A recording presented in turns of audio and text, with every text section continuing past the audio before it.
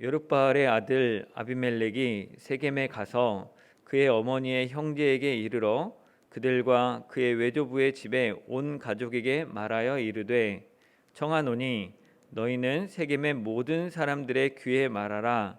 여룻바알의 아들 70명이 다 너희를 다스림과 한 사람이 너희를 다스림이 어느 것이 너희에게 나으냐. 또 나는 너희의 고륙임을 기억하라 하니 그의 어머니의 형제들이 그를 위하여 이 모든 말을 세겜의 모든 사람들의 귀에 말하매 그들의 마음이 아비멜렉에게로 기울어서 이르기를 그는 우리의 형제라 하고 바알브리 신전에서 은 70개를 내어 그에게 주매 아비멜렉이 그것으로 방탕하고 경박한 사람들을 사서 자기를 따르게 하고 오브라에 있는 그의 아버지의 집으로 가서 여룻바알의 아들 곧 자기 형제 70명을 한 바위 위에서 죽였으되 다만 여룻바알의 막내 아들 요담은 스스로 숨었으므로 남으니라. 세겜의 모든 사람과 밀로 모든 족속이 모여서 세겜에 있는 상수리 나무 기둥 곁에서 아비멜렉을 왕으로 삼으니라. 사람들이 요담에게 그 일을 알림해 요담이 그리심산 꼭대기로 가서 서서 그의 목소리를 높여 그들에게 외쳐 이르되 세겜 사람들아 내 말을 들으라. 그리하여야 하나님이 너희의 말을 들으시리라.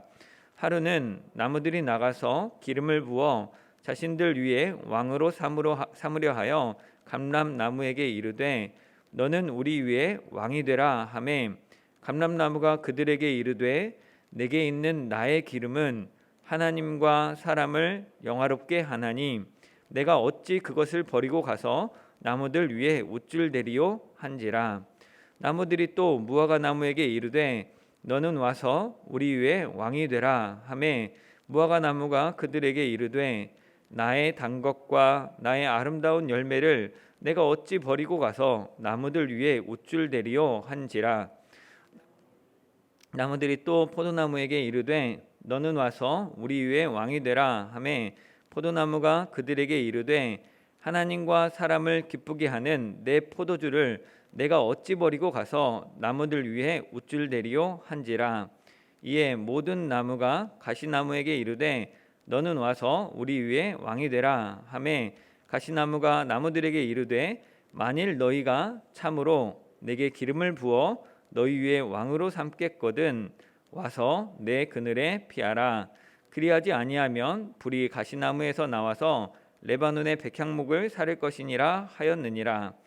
이제 너희가 아비멜렉을 세워 왕으로 삼았으니 너희가 행한 것이 과연 진실하고 의로우냐.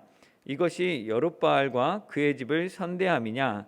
이것이 그의 손이 행한 대로 그에게 보답함이냐. 우리 아버지가 전에 죽음을 무릅쓰고 너희를 위하여 싸워 미디안의 손에서 너희를 건져냈거늘 너희가 오늘 일어나 우리 아버지의 집을 쳐서 그의 아들 70명을 한 바위 위에서 죽이고 그의 여종의 아들 아비멜렉이 너희 형제가 된다고 그를 세워 세겜 사람들 위에 왕으로 삼았도다.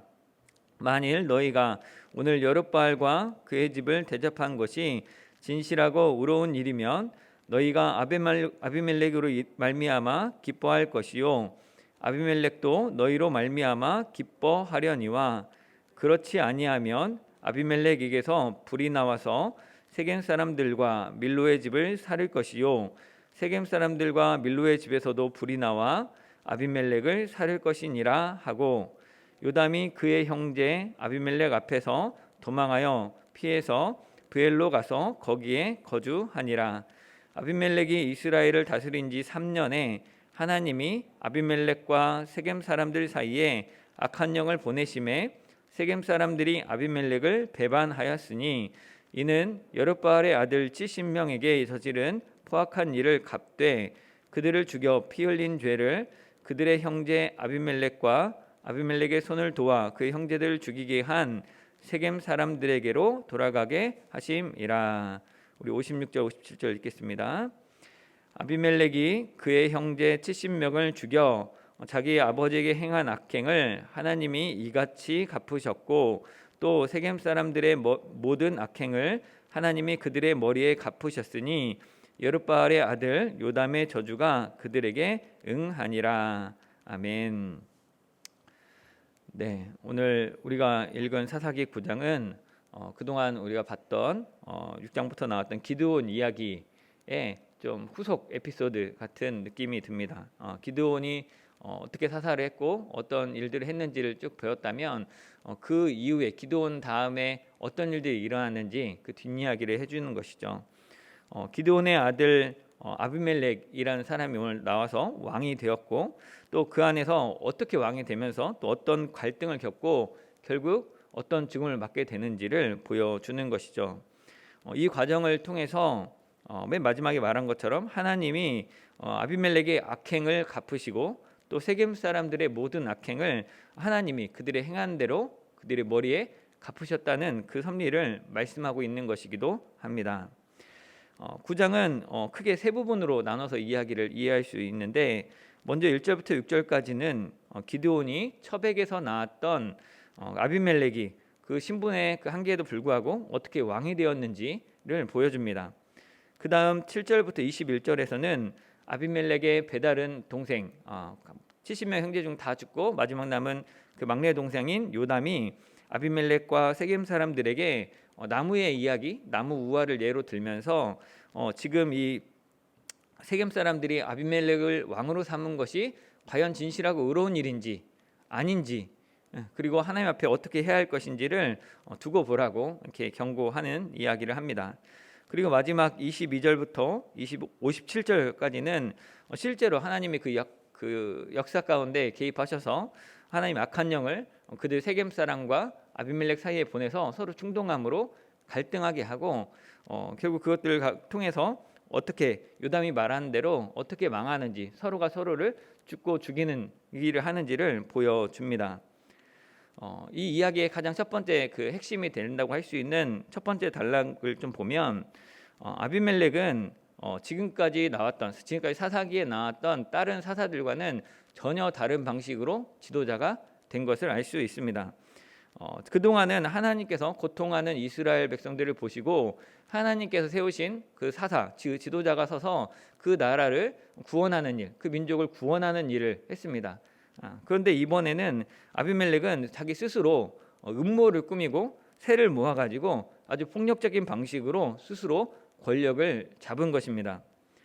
세겜에 있는 자기의 어머니의 형제들과 그 가족들에게 찾아가서 기드온의 아들 70명의 통치를 받는 것이 좋으냐 아니면 나 한 사람 다름 아닌 당신 세겜 사람들의 고륙 당신들과 한 핏줄인 나 한 사람이 다스리는 게 낫겠느냐라고 뭐 옛날 대선에서 보였던 것처럼 아니 국회의원 선거 때마다 나오는 것처럼 우리가 남입니까? 우리 같은 학교 출신 뽑아야 되는 거 아닙니까? 우리 집안 한번 밀어주셔야 되는 거 아닙니까? 이런 식의 이야기를 선동한 것이죠. 이에 대해서 세겜 사람들은 3절에 보면 그는 우리의 형제라라고 하고 또 4절에서 그들이 섬기던 그 바알브릿 신전에서 은 70개를 빼서 이렇게 정치자금을 대주고 또 이 돈으로 이 아비멜렉은 방탕하고 경박한 사람들 소위 깡패들 같은데 그런 사람들을 사서 자기를 따르게 해서 자기의 형제 70명을 한 자리에서 죽게 만들고 또 세겜 사람들이 그런 아비멜렉을 왕으로 세우는 일이 있었던 것이죠.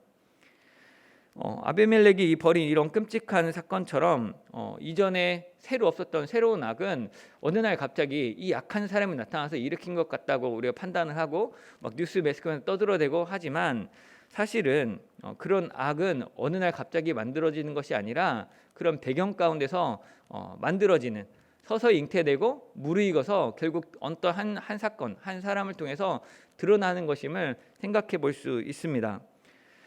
우리가 지난 시간에 살펴봤던 사사기 8장 마지막 부분을 보면 8장 29절부터 35절에 보면 사사기 기드온이 행했던 그 일들의 그 이유 그 기드온이 죽은 다음에 어떻게 평가되었는지를 요약해서 말을 하고 있습니다. 그 죄의 배경들을 살펴보면 기드온은 에봇을 만들었죠. 그리고 에봇은 원래 제사장이 입는 옷이고 하나님 섬길 때 입는 옷이어서 아마 나쁜 뜻으로 만들지는 않았을 것 같습니다. 그런데 그 에봇이 결국은 어떻게 되었다고 말합니까? 우상이 되었습니다. 하나님을 만나러 오는 사람들이 하나님을 만나되 쓰는 도구인 에봇을 갖다 놓고 하나님이 아닌 에봇을 우상으로 삼은 겁니다. 두 번째로는 그 기드온에게 아내를 많이 두었다고 합니다. 몇 명이 있었는지 모르겠지만 아들만 70명이었습니다. 그뿐만 아니라 세겜에서 얻은 첩을 두어서 아들 아비멜렉을 낳았습니다. 이스라엘 사람들은 기드온이 죽은 뒤에 그 하나님을 기억하는 것이 아니라 바알을 따라서 바알브롯을 섬겼다고 합니다. 이 바알브롯은 다른 게 아니고 바알 베리트에서 온 언약의 바알입니다. 우리에게 너무나 익숙한 언약의 하나님이어야 되는데 이들은 언약의 하나님이 아니라 언약의 바알을 따른 겁니다. 하나님이 구원해 주셨는데 하나님의 구원을 기억한 것이 아니라 이 세상 사람들이 말하는 우리를 잘 살게 해준다는 그 경제를 부흥케 해준다는 바알브릿의 신전을 섬긴 것이죠. 그리고 뿐만 아니라 그런 배경 안에서 이스라엘 백성들은 기드온의 집도 별로 그렇게 소중하게 여기지 않는, 한국교회를 별로 소중히 여기지 않는 것 같은 그런 일을 한 것이죠. 이렇게 한편으로는 하나님에 대한 관심이 에봇을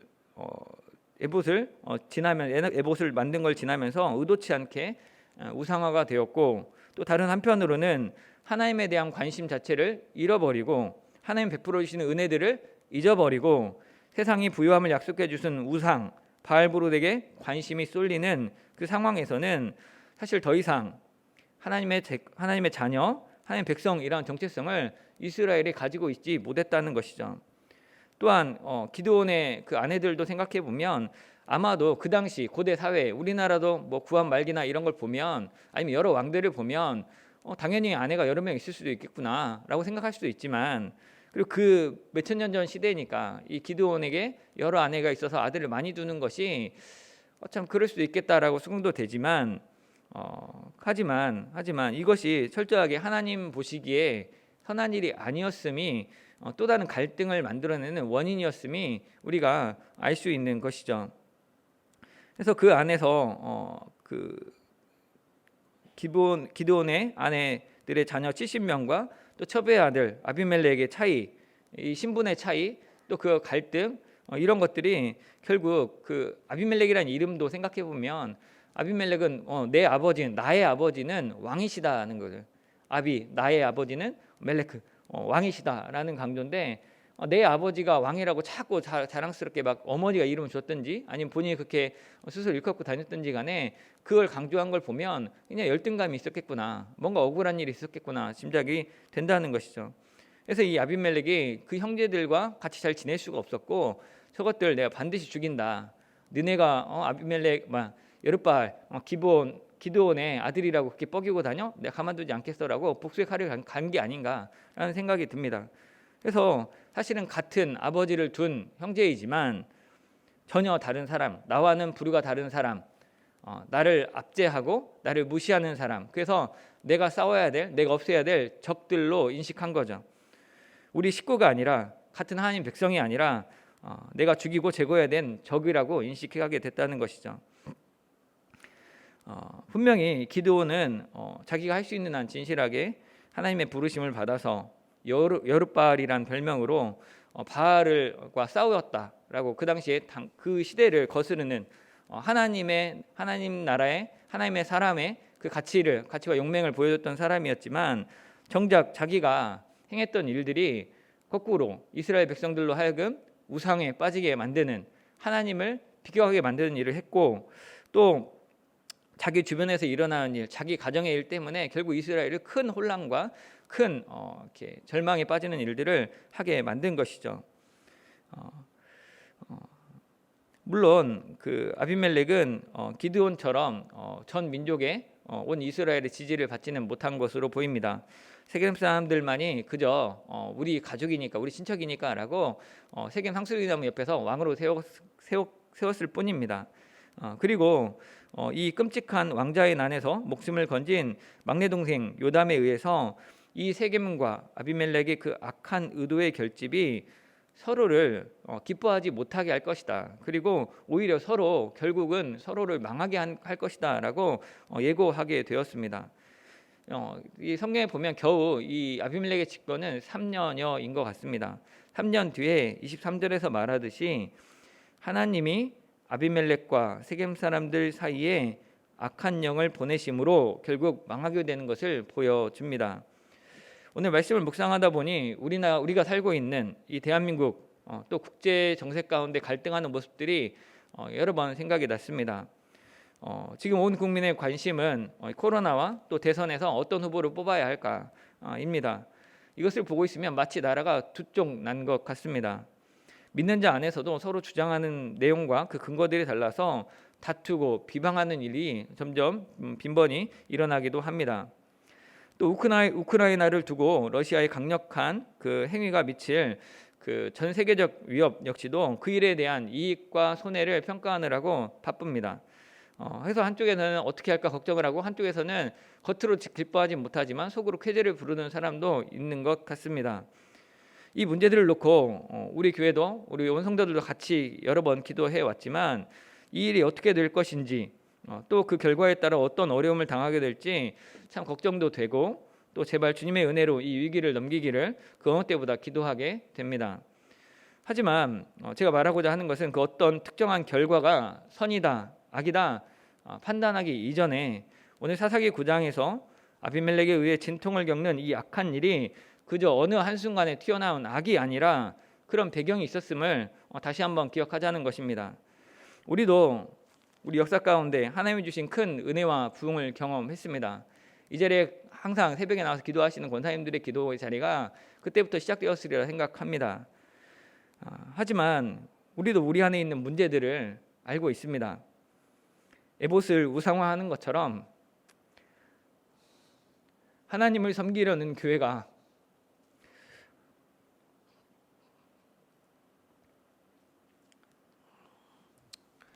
하나님을 섬기려는 교회나 선교단체나 성도들이 오히려 하나님의 영광을 가리며 우상화하고 오히려 하나님을 섬기는 걸 막는 피를 토할 일들이 일어나고 있습니다.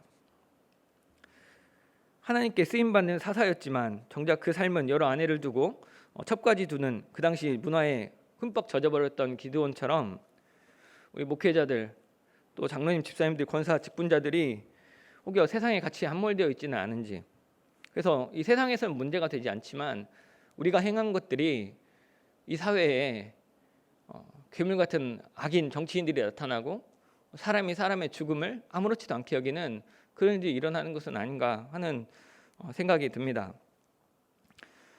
우리가 사회에 잠재적으로 갈등의 불씨를 만들고 있지 않은지 돌아보면 좋겠습니다.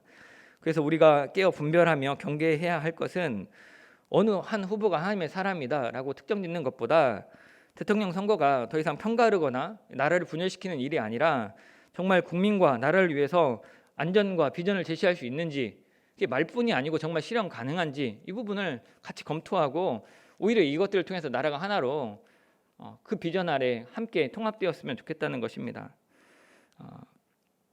그리고 그 비전과 그 추구하는 가치가 단순히 우리의 어떤 풍요로움과 우리 안전만을 주장하는 것이 아니라 이기적인 모습이 아니라 실제 우리가 알고 있는 우리가 속해 있는 하나님 나라의 그 사랑과 공의의 가치가 이 정치를 통해서 우리 선택들을 통해서 어떻게 구현되어야 될 것인가도 좀 상상해보고 꿈꿨으면 좋겠습니다. 이번에 대통령 후보 중에 어떤 후보는 노골적으로 한 사람당 1억을 주겠다, 청년 얼마씩 주겠다, 정책은 다른 건 없고 돈 주겠다는 얘기만 있는 말도 안 되는 황당한 이단 교주도 있지만 고상한 말로 현란하게 또 정의롭게 막 그 아젠다를 형성하지만 결국 그 내용이 누구를 위한 것인지, 도대체 어떤 대한민국을 만들고 우리 사회가 어떤 사회가 됐으면 좋겠다고 말하는 것인지 좀 따져봤으면 좋겠다는 겁니다. 그래서 아비멜렉처럼 불의한 방법으로 우리가 한 고륙임을 기억하라는 방식으로 세를 모으고 그렇게 결탁한 그 지도자가 나오지 않도록, 또 그렇게 나왔던 사람들 나쁘다라고 비난만 하지 않고 정말 하나님의 마음에 합한 지도자를 우리가 잘 분별하여 선택하도록 이 나라가 그런 길을 가도록 기도했으면 좋겠습니다. 우리는 한 나라 국민으로 또 한 시대를 살아가는 지구인으로 어떻게 살아갈 것인지 하나님의 말씀 앞에 또 하나님의 사랑과 공의 앞에 철저히 따져보고 고민할 수 있기를 바랍니다. 하지만 그럼에도 불구하고 오늘 본문이 명확하게 말하는 것은 어떤 선택을 해야 한다, 그것이 잘됐다 잘못했다가 아니라 사실은 마지막 부분에 보면 아비멜렉의 최후 여인에 의해서 돌에 맞아 죽는 이 황당한, 사실 정치적 정적이 나타나고 아비멜렉이 정권을 잡았던 방식으로 또 다른 또 다른 지도자가 나와서 갈등하기도 결국 충돌했지만, 사실 아비멜렉의 최후는 그 어떤 정치적 배신이나 그 정적에 의해서 숙청당한 것이 아니라 한 여인에 의해서 어이없게 죽었다는 것이죠. 근데 이 일이 보여주는 것은 하나님이 우리가 예측하지 못하는 방식으로 역사를 이끌어 가신다는 겁니다. 우리나라 군부 독재가 이렇게 무너질지 아무도 몰랐지만, 무너뜨리지 않으려고 그들끼리 결탁했지만 하나님이 오늘날 이 자유와 이 민주주의를 허락하여 주신 것처럼, 또 하나님이 우리가 알지 못하는 코로나로 우리를 온 지구를 당혹해 하고 다시 한번 서로를 돌아보게 했던 것처럼 하나님이 일하고 계신다는 것입니다. 사사기를 통해서 거듭 확인하고 있는 것은, 하나님은 인간이 예측하는 방식으로, 하나님이 우리가 요구하는 방식으로 응답하는 것이 아니라 하나님께서 인간이 자신들의 능력을 교만히 신뢰하지 못하도록 하는 방식으로 일하시는을 알 수 있습니다. 그렇게 오늘 우리도 이 하루 우리의 삶을 살아감에 있어서 한편으로는 세상 정치, 경제, 문화 그 흐름의 판도를 좀 이해하고 예측하고 또 나름의 평화와 공의와 사랑의 일을 위해서 힘쓰면서도, 동시에 무엇보다도 그 가운데 섭리하시며 하나님의 심판을 행하시는 그 하나님을 좀 기억하고 주님이 어떻게 일하실지를 속단하지 않고 좀 깨어 경외함으로 하나님 하실 일을 바라보면서 하나님 의식하고 또 하나님의 선하심과 주권 아래 우리가 살아가고 있음을 믿음으로 좀 고백하고 경건하게 살아갈 수 있으면 좋겠습니다. 그런 삶을 사는 저와 여러분 되기를 주님의 이름으로 축원합니다. 사랑하는 주님, 오늘 말씀을 통해서 그 악이 어느 순간 갑자기 악으로 나타나지 않았고 그 바탕이 있었음을 보았습니다. 또한 그 아비멜렉의 정적이 아니라 그저 한 여인에 의해서 죽는 것을 보면서 악에 대한 하나님의 간과하지 않으시며 또 사람들의 예상을 깨고 우리로 하여금 자랑하지 못하도록 하나님의 주권을 나타내심도 보았습니다. 하나님의 우리에게 주신 삶을 하나님 나라의 삶, 하나님 나라의 공의와 사랑으로 바르게 살도록 우리가 하나님을 알고 의식하고 하나님을 경외하며 살게 하여 주옵소서. 예수님의 이름으로 기도드립니다. 아멘.